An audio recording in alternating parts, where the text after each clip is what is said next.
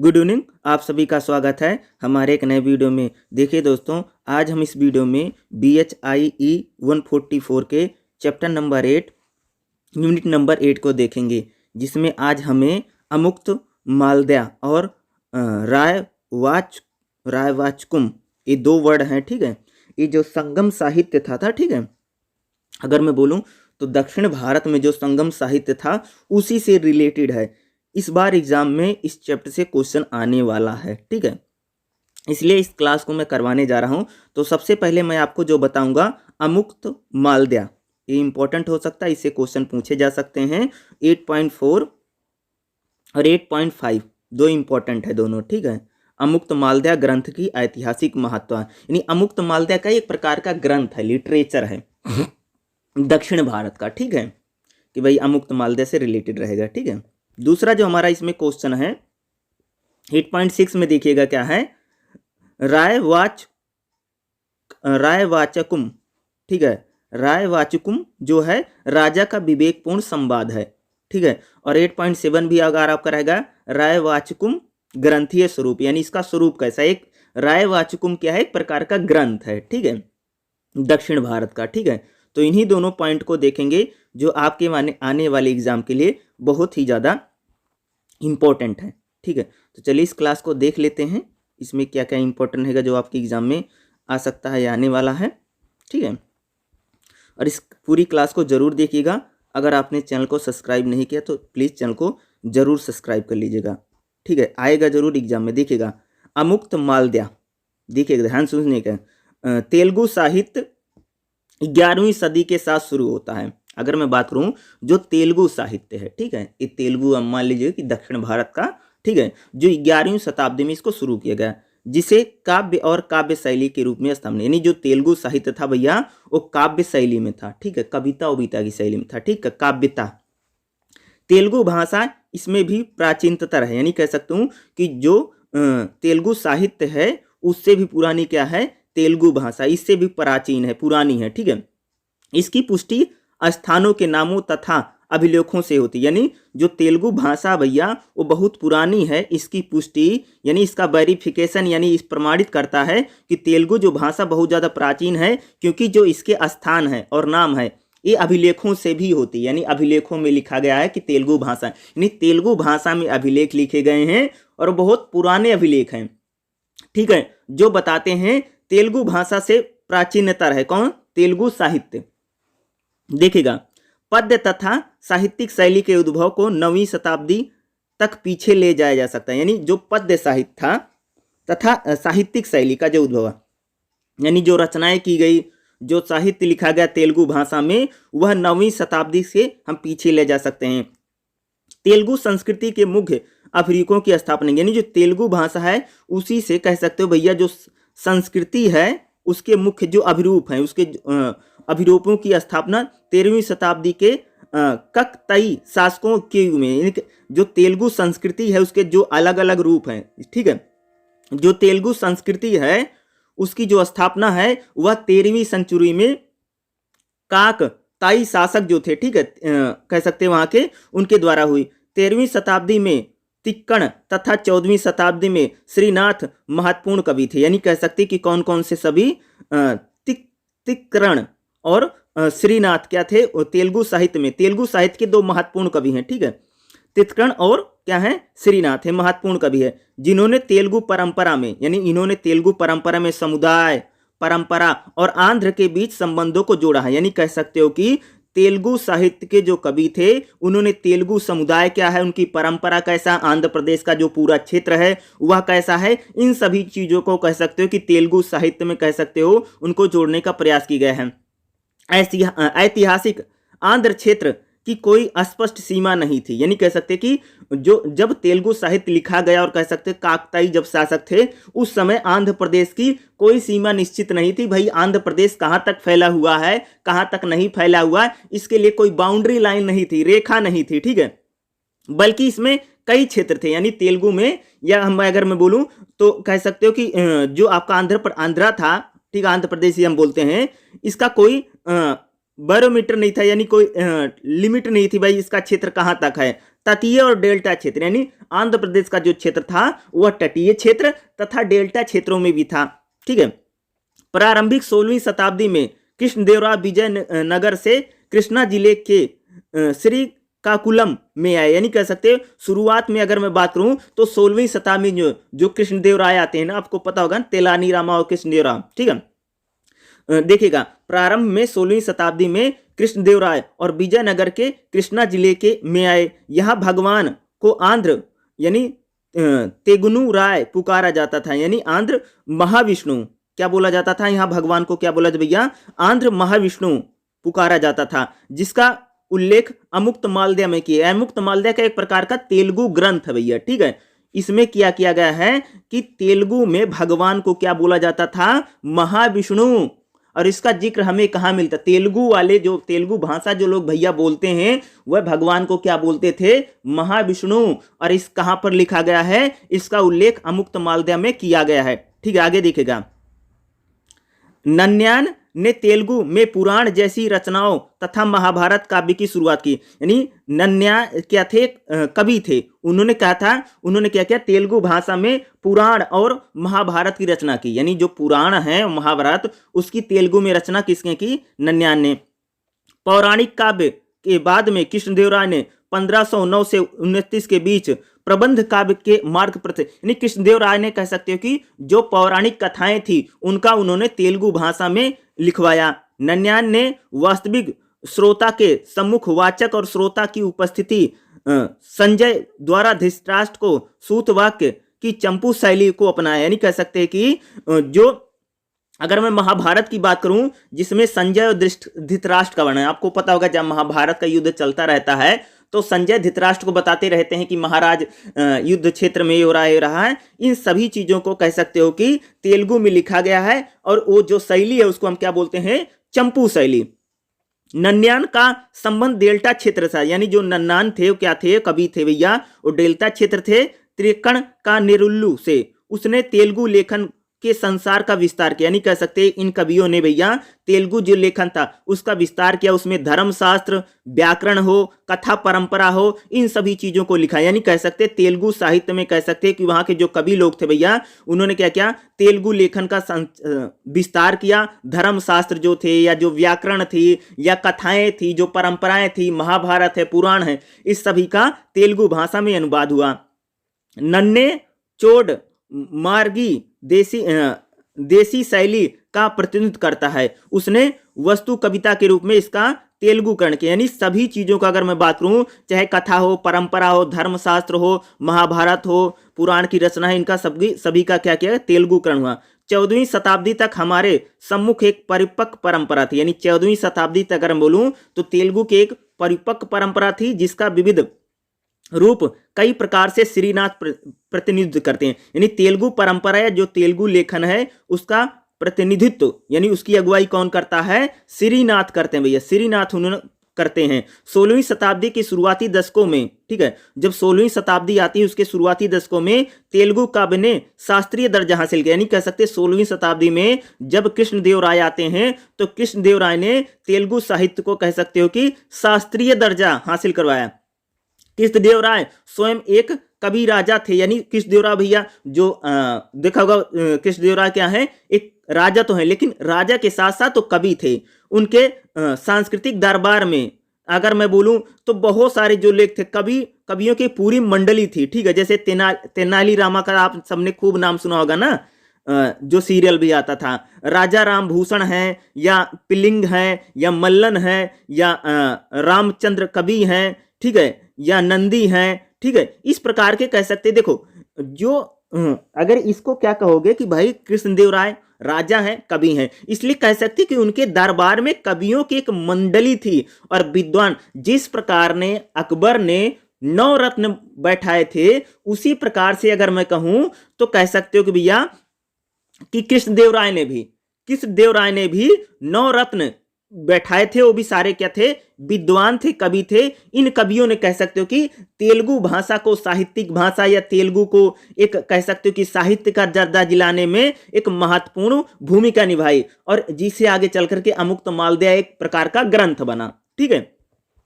तेलुगु साहित्य का विकास विकास में 27/1/1519 ईस्वी को तिथि परिवर्तक सूचक मानी जाती है। यानी तेलुगु साहित्य का जो सबसे बड़ा विकास हुआ है 27 दिसंबर 1519 को एक महत्वपूर्ण तिथि मानी जाती है, क्योंकि यह विश्वास किया जाता है कि इसी दिन कृष्णदेवराय ने अपने कलिंग अभियान के दौरान विजयावती यानी विजयवाड़ा में रुके थे। यानी कह सकते हैं कि भैया 27 दिसंबर 1519 को तेलुगु साहित्य में सबसे बड़ा दिन माना जाता है, क्योंकि यही जो दिन था ना, कृष्णदेवराय जो थे कलिंग जो अभियान था उनका, वहीं आकर के विजयवाड़ा में रुका था। उसने आंध्र मधुसूदन यानी आंध्र विष्णु की आराधना की। आंध्र प्रदेश के जो विष्णु थे उसकी पूजा किसने की? कृष्णदेवराय जी ने। उसने इस दिन एकादशी का व्रत भी रखा था। यानी कृष्णदेवराय जी ने क्या किया? एकादशी का व्रत रखा। भगवान उसके स्वप्न में आए, यानी कृष्णदेवराय के सपने भगवान आते हैं। उसे तेलुगु में अंडार यानी कह सकते हैं पेरियार अलवर की उपाधि। ये कह सकते हैं कि उनको अंडाल यानी एक प्रकार का तेलुगु में कह सकते हो कि जैसे हम बोलते हैं ना महामंडलेश्वर, एक प्रकार से समझ लो कि अगर मैं कृष्णदेवराय को क्या उनके भगवान में उनके सपने में भगवान आते हैं और उनको तेलुगु में अंडाल यानी महामंडलेश्वर की था। अतः कृष्णदेवराय ने अपनी इस कृति अमुक्तमाल्यदा की रचना की। यानी कह सकते हो कि अमुक्तमाल्यदा की रचना किसने की है? ठीक है, उसने भैया कृष्णदेवराय ने, जिसे कृष्णदेवराय के शासन के पुनर्निर्माण के लिए विश्वसनीय और समकालीन कृति के रूप में देखा जा सकता है। यानी हम अमुक्तमाल्यदा जो ग्रंथ है वह कृष्णदेवराय का जो पुनर्निर्माण है या उनका जो राजवंश था वह कैसा था उसके रूप में हम इसको देख सकते हैं कि इसको अमुक्तमाल्यदा को। ठीक है, परंपराओं के साथ ही कुछ कवियों तथा भाष्यकार ने इसे अलसानी की रचना मानते हैं। प्रोफेसर प्रभाकर शास्त्री इस मत से इस पक्ष में मजबूत तर्क देते हुए आंध्र पत्रिका में लिखा, मलंद सचरित सत्यवधु परिणयम सकल पार्थ सहार संग्रोहम तथा रस मंजरी जैसे संस्कृत रचनाओं में इसकी रचना का उल्लेख किया है तथा इसकी रचनाओं को का श्रेय कृष्णदेवराय को दिया जाता है, ये उपलब्ध नहीं है। इनमें से कुछ ग्रंथ जैसे रस मंजरी तथा सत्यवधु परिणयम की रचना का श्रेय अन्य किसी और को दिया जाता है। कृष्ण राजा विजयम और राय वाचुकम में उसे एक महान योद्धा, दानी और संरक्षणदाता बताया गया है, किंतु एक लेखक नहीं।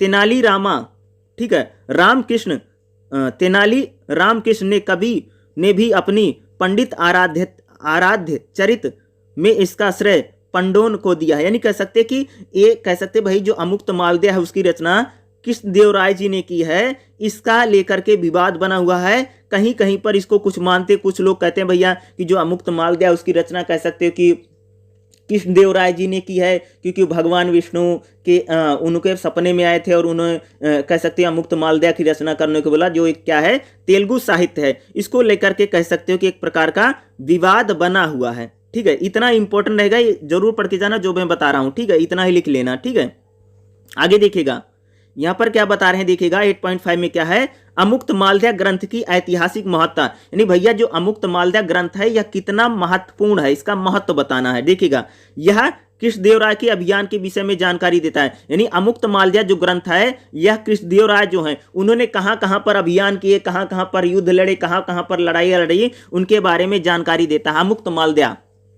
इसकी प्रस्तावना राजा की वंशावली, यानी अमुक्तमाल्यदा की जो प्रस्तावना है उसमें कृष्णदेवराय की वंशावली यानी उनकी जो वंश परंपरा थी चंद्रवंशी के रूप में उपलब्ध कराती है, यानी उसको कृष्णदेवराय को चंद्रवंशी बताती है। ठीक है, इसके 6 सर्ग हैं, अंत में 6 पुष्पिकाएं हैं, उसमें विजयों के विषय में जानकारी देता है। यानी कह सकते हैं कि अमुक्तमाल्यदा जो है वह जो कृष्णदेवराय थे उन्होंने किस प्रकार के अभियान किए थे जहां पर उन्होंने विजय प्राप्त की है, उनके विजय के बारे में बताता है। उन्होंने कौन कौन सी लड़ाइयां लड़ी हैं और कृष्णदेवराय ने उन सभी लड़ाइयों में विजय प्राप्त की है, वो ये अमुक्तमाल्यदा ही बताता है। पहला देखोगे उदयगिरी की विजय, यानी उदयगिरी पर राजा कृष्णदेवराय ने विजय प्राप्त की थी, इस अमुक्तमाल्यदा बताता है।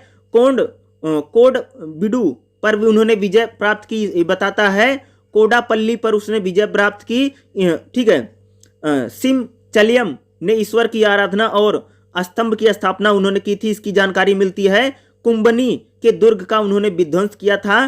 नैर मान का युद्ध, यानी ये सभी जानकारी है। यानी कह सकते हैं कृष्णदेवराय जो हैं उन्होंने कौन कौन से युद्ध लड़े, कौन कौन से अभियान लड़े, जिन अभियानों में उन्होंने विजय प्राप्त की है उसके बारे में हमें जानकारी अमुक्तमाल्यदा ग्रंथ से मिलती है। ठीक है, इस ग्रंथ में दिए गए स्थानों के नामों की पुष्टि में समस्या है जब अभिलेखीय साक्ष्य से इनका मिलान किया जाता है। यानी कह सकते हैं कि ये जो विजय बताई अमुक्तमाल्यदा ग्रंथ में जो चीजें बताई गई हैं, जब हम उस समय की शिलालेखों से मिलाते हैं तो इसमें कुछ साक्ष्य जो हैं उनकी पुष्टि नहीं होती है, उसमें अंतर पाया जाता है।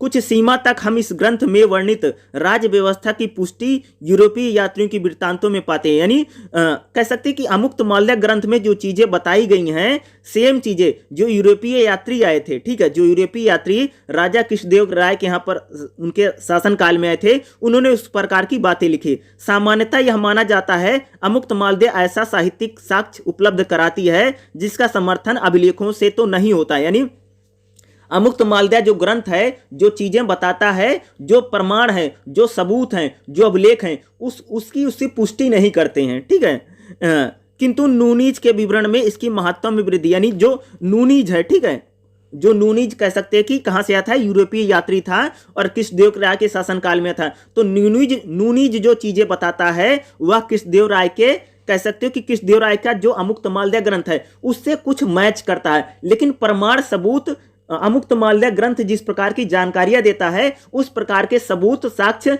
अभी तक मिले नहीं है, या इस पर एक प्रकार का विवाद बना हुआ। कुछ लोग भैया कहते हैं अमुक्तमाल्यदा ग्रंथ राजा कृष्णदेव राय जी ने लिखा है, जो चीजें लिखी बिल्कुल सही है, उसमें एक क्या है, विवाद बना हुआ है।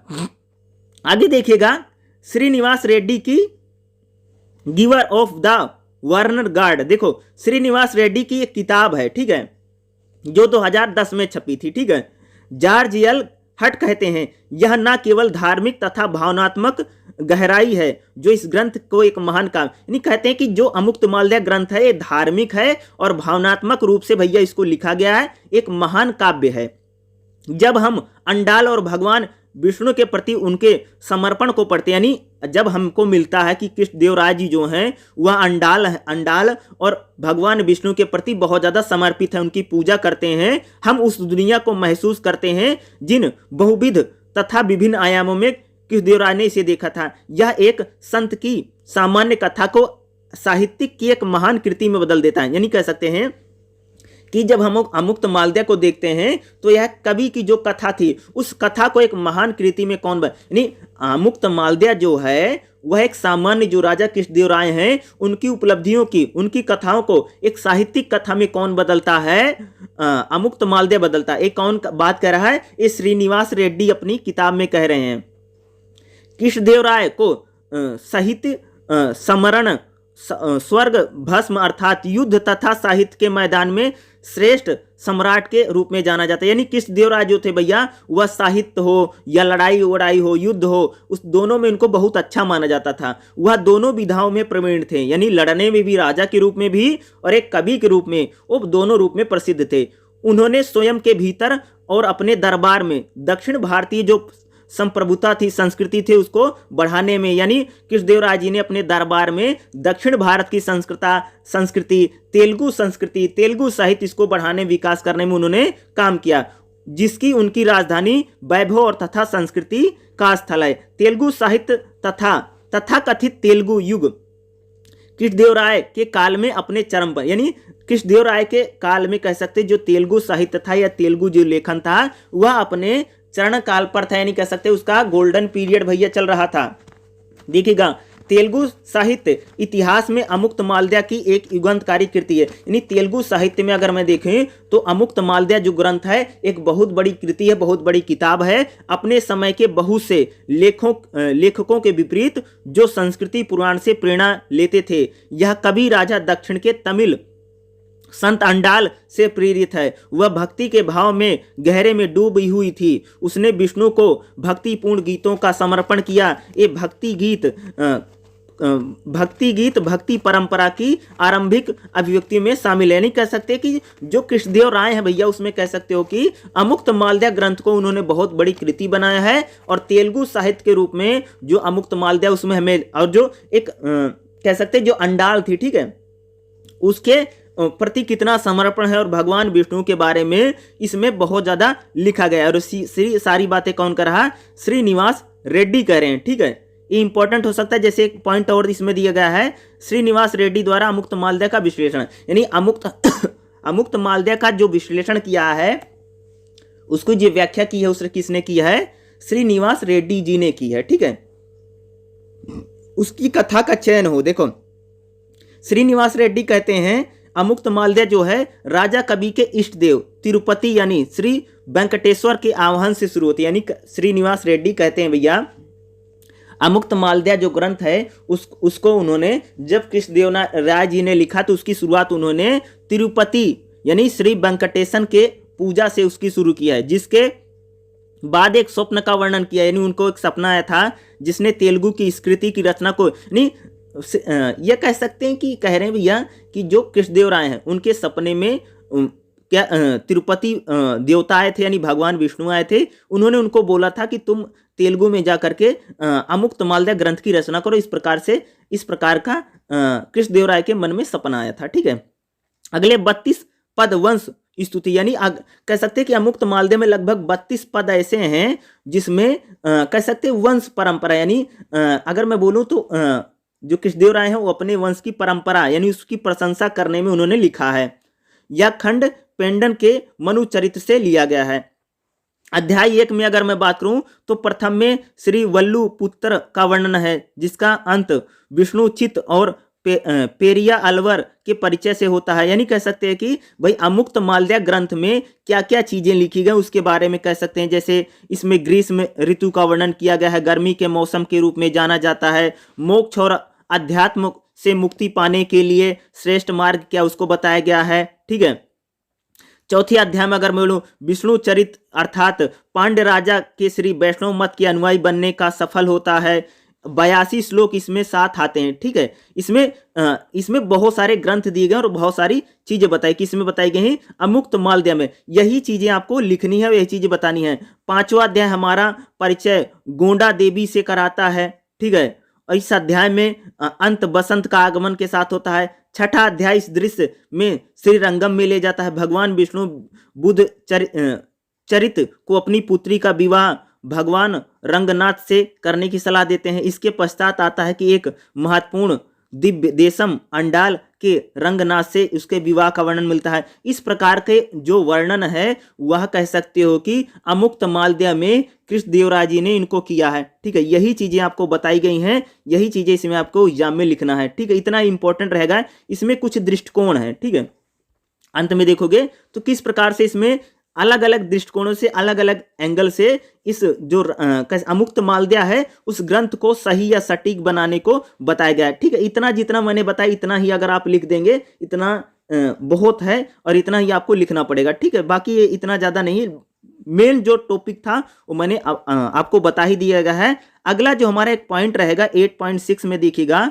राय व चुकुम राजा का विवेकपूर्ण संवाद। ये क्या होता है, ये भी आपके लिए इंपॉर्टेंट हो सकता है एग्जाम के लिए। इसको देखते हैं। ठीक है, आएगा यहाँ से देखिए। ठीक है, राय व चुकुम देखिएगा इतिहासकार समूह जिसमें नारायण राव, डेविड, संजय सुब्रमण्यम शामिल थे। यानी कह सकते एक इतिहासकारों का समूह है। ठीक है, जिसमें नारायण राव हैं, डेविड हैं, संजय सुब्रमण्यम थे, ने दक्षिण भारत में ब्रिटिश अधिग्रहण से पूर्व यानी दक्षिण भारत में जब अंग्रेजों का अधिकार नहीं हुआ था उससे पहले के इतिहास की अगर मैं बात करूं और ऐतिहासिक चेतना के अस्तित्व के विषय को उठाया था। यानी दक्षिण भारत में कह सकते हो भैया जब तक अंग्रेजों का अधिकार नहीं हुआ था, अंग्रेजों के अधिकार से पहले दक्षिण भारत में क्या था कि वहाँ की जो ऐतिहासिक चेतना थी, यानी वहाँ पर जो लिटरेचर लिखा जा रहा था, जो साहित्य लिखा जा रहा था, उसके विषय में उन्होंने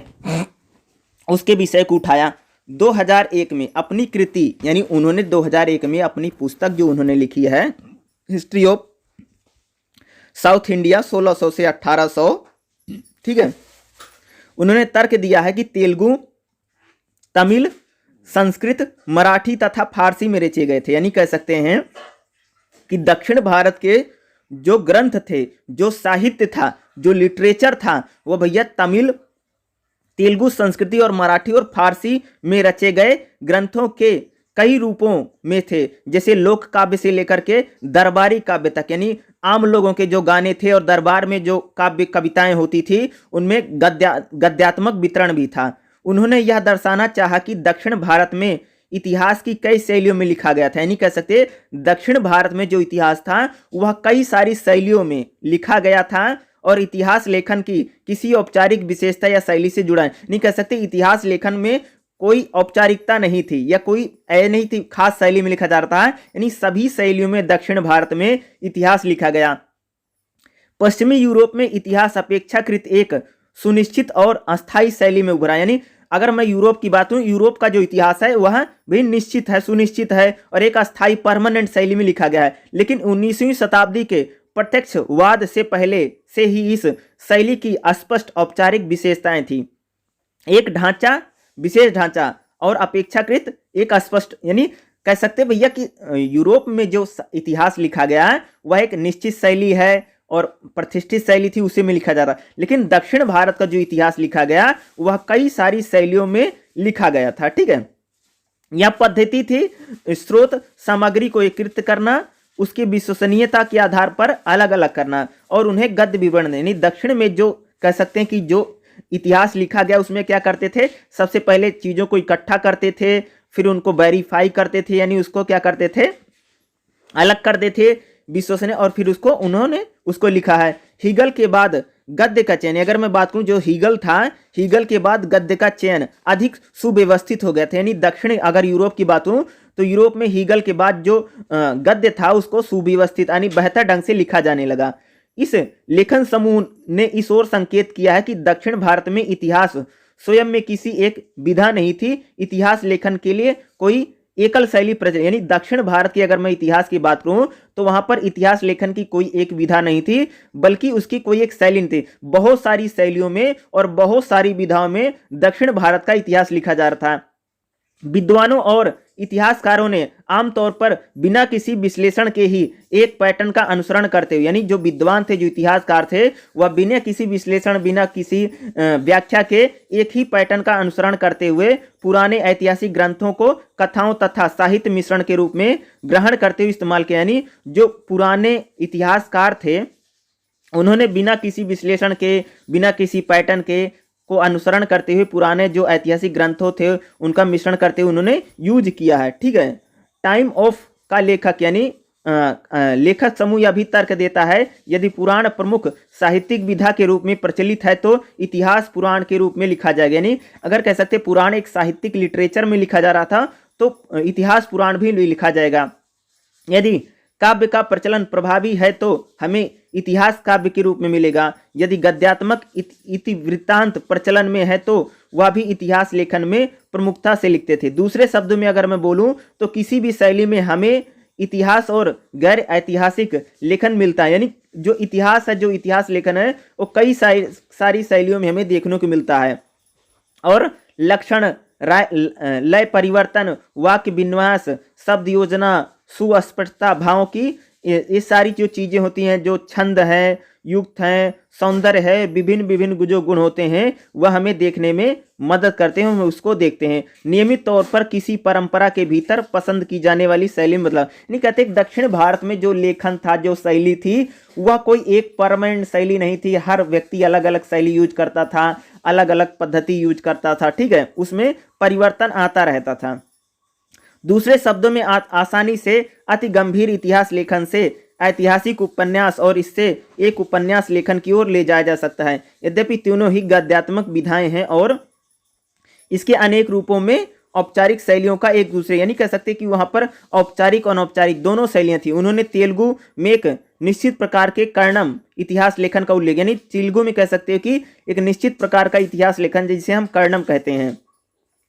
इस लेखक वृत्त के अनुसार 17वीं और 18वीं शताब्दी में राजनीतिक इतिहास पर केंद्रित ग्रंथ अनुभव तथा परंपरा के ज्ञान का भंडार थे। यानी कह सकते कि भैया कि तेलुगु के जो ग्रंथ थे वो अनुभव और व्यवहारिक के अकॉर्डिंग लिखा जा रहा था इतिहास। वह कहते हैं पूर्व औपनिवेशिक भारत के इतिहास लेखन को अक्सर, यानी अंग्रेज जब तक भारत में नहीं थे उससे पहले का जो भारत का इतिहास लेखन था उसे अब अक्सर स्वीकार किया गया। नगरीय और ग्रामीण दोनों क्षेत्रों में अगर मैं बात करूं तो जो स्थापित प्रतिरोध, कभी कभी विजयनगर, ठीक है, मुंदैरा छोटे गांव में एक आम किसान के घरों के बीच मौजूद जटिल पदानुक्रम को धुंधला बना देता। इस प्रकार के ग्रंथों में एक विलक्षणता और यह कर्णम के व्यक्तित्व के सामाजिक परिवेश पर भी निर्भर करता है। नहीं कह सकते कि दक्षिण में जो, अगर इतिहास की बात करूं तो यहाँ पर जो इतिहास लेखन है वो कोई निश्चित शैली में नहीं था या लिखा नहीं जा रहा था, उसकी कई सारी शैलियाँ थी और कई सारी चीज़ें थी। लेकिन यूरोप का जो इतिहास था, या कह सकते जो अंग्रेज जब यहाँ पर आते हैं तो उनका एक इतिहास लिखने की शैली थी, परंपरा थी, लेकिन दक्षिण में ऐसी कोई चीज़ें विकसित नहीं थी और उसकी कोई खास शैली नहीं थी। 16वीं शताब्दी अगर बात करूँ, 16वीं शताब्दी सदी में जो वहाँ इतिहास लिखे दक्षिण भारत में, उसमें सत्ता, राजनीति, समाज, इन सभी चीज़ों को लेकर के दक्षिण भारत का कह सकते हैं इतिहास लिखा जा रहा था। ठीक है, उसमें ज़्यादातर जो राजा थे या जो राज्य कवि थे या राजा के द्वारा जो प्रतिनिधि कवि थे उन्हीं के द्वारा कह सकते हैं कि ज़्यादातर जो इतिहास था या ऐतिहासिक चीज़ें थी उनको लिखा गया था, और एक दक्षिण में, ठीक है। और तेलुगु की अगर मैं बात करूँ तो उसमें चीज़ें लिखी जा रही थी। यही चीज़ें आपको इसमें बतानी है कि कह रहे हैं भाई कि जो भारत का इतिहास और खासकर जो दक्षिण भारत का इतिहास, जो यूरोप का इतिहास है, उसमें किस प्रकार का डिफरेंस है, किस प्रकार का अंतर है, वो हमें देखने को राय वाचुकम में मिलता है। ठीक है, राय वाचुकम एक प्रकार का है, स्वतंत्र रूप से विजयनगर में उड़ीसा और उड़ीसा से दिल्ली से प्रसारित होती थी। हम एस अयंगार द्वारा प्रारंभिक 20वीं शताब्दी में इतिहास लेखन के इस ग्रंथ का एक स्रोत के रूप में इस्तेमाल के विचार के लिए किया जा सकता है। यानी राय वाचुकम क्या है, राजाओं के जो संवाद होते थे उनको इसमें लिखा गया है। इसके आधार पर इतिहास को लगाया जाता है कि यहाँ पर कोई शैली नहीं थी, कोई विधा नहीं थी, बल्कि कई सारी शैलियों में, कई सारी विधाओं में दक्षिण भारत और तेलुगु इतिहास को लिखा गया, जिसमें राजा या राजा के द्वारा जो प्रतिनिधि होते थे उनके द्वारा ही ज्यादातर इतिहास को लिखा गया। ऐतिहासिक चीजें चलती रहती हैं। ठीक है, अगर एक दरबारी कविता है, यानी इसमें क्या था, दरबारी या दरबारी कविता, जैसे कृष्णदेवराय को रोजनामा के रूप में देखा जाता है। विश्वनाथ नायक की पहचान नायक व्यवस्था के संस्थापक यानी नायक के रूप में की गई है। ठीक है, दरबार के द्वारा ज़्यादातर चीज़ें लिखी गई थी। ठीक है, दक्षिण भारत में।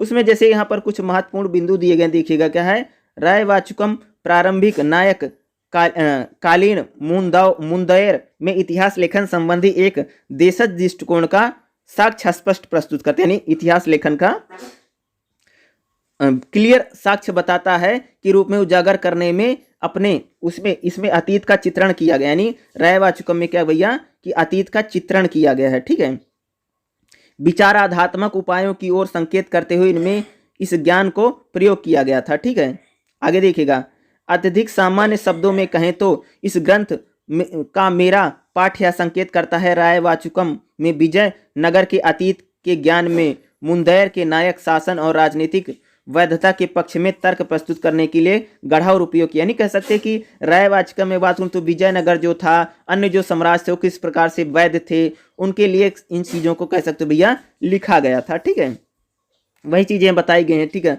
प्रथम भाग में अगर आप देखोगे पाठ और संदर्भ नाम दिया गया है, वैसे वेनर उन कारकों की चर्चा करते हैं जिनके आधार पर उन्होंने नायक दरबार के इस ग्रंथ के रूप में पहचान किया है। ठीक है, तो राय वाचुकम में राजाओं और जो उत्तराधिकारी थे उनके बारे ही पूरा लिखा गया, इसको कह सकते हैं। ठीक है, अंग्रेजों के आने से पहले। अगला एक में देखिएगा, यहाँ पर क्या है 8.7 में क्या है, राय वाचुकम का ग्रंथीय स्वरूप, यानी इस ग्रंथ जो है इसका स्वरूप कैसा है। राय वाचुकम मोटे तौर पर 8 विषय वस्तुओं पर ध्यान, 8 विषय हैं इसमें। ठीक है, पहला क्या है, स्थानपति द्वारा की गई विवेकपूर्ण संवाद है। स्थानपति यानी राजा का इसमें संवाद है।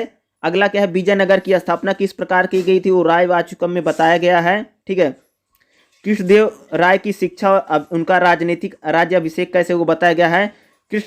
कृष्णा राय और त्रिरस्म का बताया गया, तुर्कों का विवरण दिया गया है। गजापति राजा का वृत्तांत है, तुर्कों के साथ किस प्रकार का युद्ध का है उसको बताया गया है। गजापति के विरुद्ध अभियान, ये सारी बातें कह सकते हैं कि राय वाचुकम जो है ग्रंथ है उसमें चीजें बताई गई हैं। ठीक है, कुछ इसमें उदाहरण भी दिए गए हैं। ठीक है, देखिएगा, ठीक है, ये सारा इंपॉर्टेंट, इसको ध्यान में रखना, ठीक है, ये जो बताया गया, ठीक है। यहाँ से लेकर के भाई इसमें 8 विषयों पर ध्यान केंद्रित किया गया, ये 8 विषय आपको पता होने चाहिए, ठीक है। रायवाचकम में कह देना कि 8 विषयों पर ध्यान केंद्रित किया गया है, ठीक है। वो 8 विषय जैसे 1 2 3 4, ठीक है, 4 हो गए, 5 6 7 8, ये 8 विषय आपको पता होनी चाहिए, ये इंपॉर्टेंट हो सकता है भाई, 8 विषय क्यों पूछा जा सकता है, उसमें क्या किया गया है, यही इंपॉर्टेंट था जो मैंने आपको बताया। इस चैप्टर में 2 चीज़ें इंपॉर्टेंट थी, ठीक है, तो वही आप इसमें लिख कर आइए, 8 विषय आपको पता होने चाहिए, यही इसमें आपके लिए इंपॉर्टेंट रहेगा, यही आपसे एग्जाम में पूछा भी जाता है, यही आने वाला भी है। तो यहाँ पर 8.9 में देखोगे तो इसका क्या सारांश आ गया है।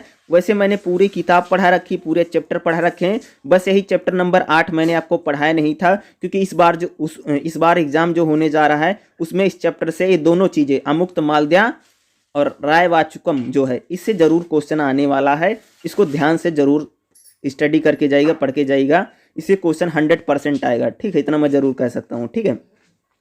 तो देखिएगा और एग्ज़ाम को अच्छे से दीजिएगा। वीडियो को देखने के लिए आप सभी का बहुत बहुत धन्यवाद। Thank you so much. जय हिंद, जय भारत।